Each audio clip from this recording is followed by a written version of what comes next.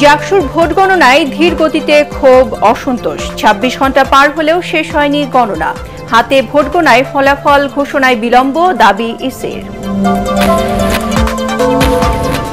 Vote কাউন্টের সময় অসুস্থ হয়ে পোলিং অফিসার জাবি শিক্ষিকার মৃত্যু।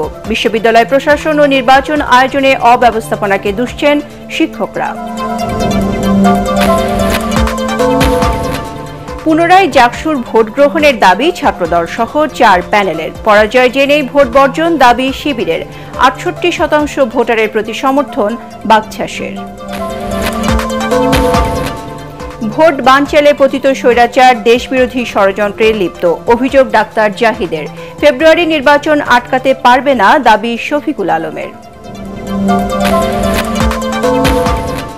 এবং বাগেরহাটে আসন পুনর্বিন্যাসের প্রতিবাদে ৬ দিনের কর্মসূচি ঘোষণা সর্বদলীয় ঐক্যজোটের।